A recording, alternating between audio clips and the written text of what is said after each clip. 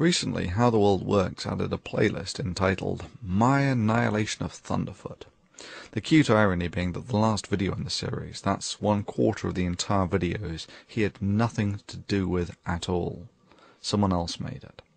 He has since retitled it, The Video That Thunderfoot Does Not Want You to See. Here's a word for you to get acquainted with How the World Works. Plagiarism. I have several issues with the video. There is, of course, the amusing irony that How the World Works plagiarized video about the invalidity of what he cites as my ad hominem attacks would be ad hominem attacks by his own definition. You're half a step away from calling him Four Eyes or telling him that your dad can beat up his dad. But more than that, when in the very clip that he shows to compare my video to How the World Works, there is a clock in the corner of my video giving people an idea about the rhetoric density. He then compares this to about 15 seconds cut out of 2 10-minute videos in which he finds a comparable number of derogatory terms. Many would see this form of cherry-picking as intentionally misleading, as it cuts out 99% of the video and context from which it's clear why I reach the level of disdain that I have for how the world works. Allow me to make this clear. An ad hominem attack as a logical fallacy is when it is used as a substitute for an argument. Invariably, the terms that I use are derived from or are a consequence of presented arguments. And yes, I make no secret of my disdain for someone who engages in actions as antisocial as selling disinformation and conspiracy theories, especially ones which may end up affecting the future of mankind, for cash. The second that North Korea got a missile and was threatening to launch it, we should have bombed the missile site. Period.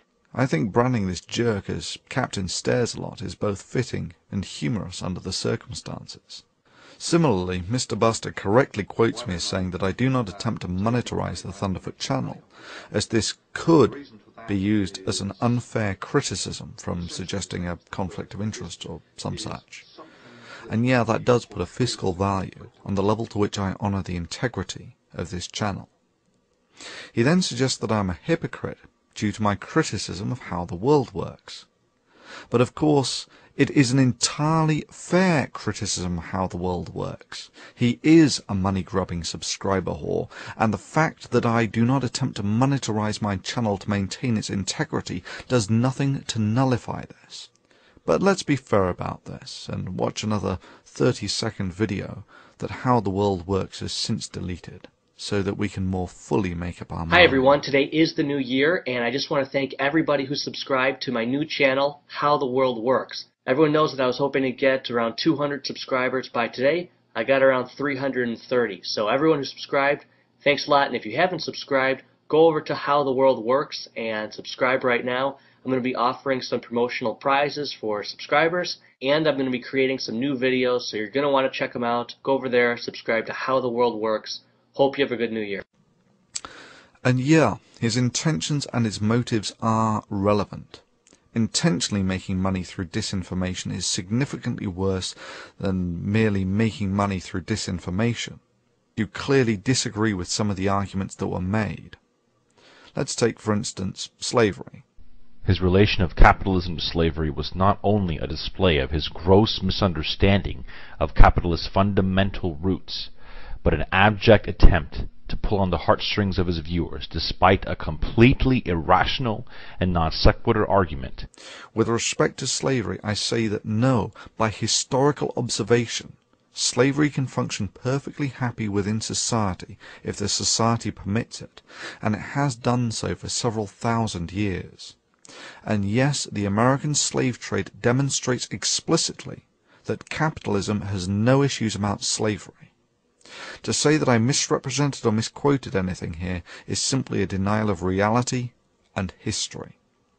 Similarly, claiming this is merely an appeal to emotion is just not true. Its effects are directly relevant today. A brief history of the United States. About 250 years ago, the country was founded with a Declaration of Independence, after which, for about 100 years, slavery and the slave trade were acceptable and profitable in the United States. And yes, profitability is the only metric of success in capitalism. And yes, there are exceptionally brutal elements to this. Look at the practice of slave breaking. For obvious reasons, slavery was financially more expedient for menial work than employing free men. About 150 years ago there was the Civil War, when it was decided that slavery was really not terribly ethical. And yeah, that's right, people fought a war primarily over this. Then 50 years ago there was the Civil Rights Movement, which finally got equal rights for blacks. And even today, the socio-economic scars of this history are graphically visible in the United States. And I speak with the experience of one who has seen more of it than most. You can still walk in many areas of America from a white neighborhood to a black neighborhood and watch the quality of housing drop and the number of people on the streets increase as their wealth decreases. It's visually conspicuous. The only way you can not see it is denial. Well, does anyone have any comments on the effectiveness of the healing of these socio-economic scars in a primarily capitalistic society over the past quarter of a millennium? It's a genuine question with a genuine follow-up. Is the status quo acceptable? And if not, do you have any proposals for the enhanced healing of these scars? Sure, you can say, well, they have equal rights now, but metaphorically, it's closer to breaking both of someone's legs and then saying, what are you complaining about? You are now allowed to compete on level terms with everyone else in the races. My sentiment is similar to that expressed by Colin Powell about the Iraq War. It's pottery barn rules. You break it, you own it. That is to say, you are responsible for it. Irrespective, to a degree, the argument of the balance between socialism and capitalism is largely superseded by a factor that is more dominant than either of these. Knowledge. Knowledge and society are the future. Indeed, the interplay between knowledge, society, and the advancement of civilization was next on the cutting board before I got distracted by Captain Stairs-a-Lot.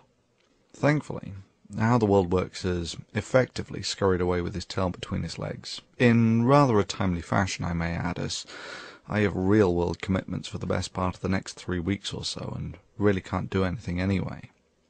But after that, say anything demonstrably stupid, and your ass is toast. But let's summarize the similarities between the poster boy for conspiracy stupidity, that's PCS2, and his global warming conspiracy, and creationists. Both show contempt for the most qualified people in the world when they field educated opinions on their subject. Both are happy to quote mine in order to misrepresent and mischaracterize what they perceive as their opposition. Both think that the science that built the civilization they live in and are utterly dependent upon is made up of some evil conspiracy out to get them. Both have no issues with plagiarism.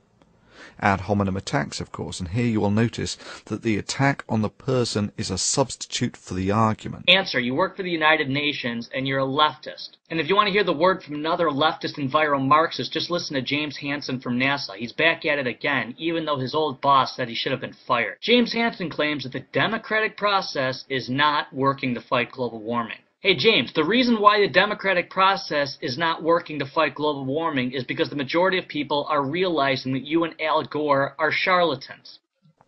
Both demonstrate their lack of character and moral fiber, in that YouTube gives them the ability to censor comments and both zealously engage in the activity.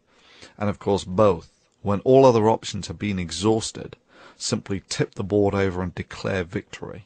So experts, now that I went through every one of your arguments and completely annihilated them... Regrettably, how the world works. Sorry. PCS2. That's not how the world works. Annihilating someone's argument is not a criterion that is simply achieved by declaring it. Indeed, the mere fact that you need to make such a statement seems to suggest that you do not think that this is self-evident from your argument. In that respect, it's more like Fox News claiming to be fair and balanced. Allow me to summarize PCS2.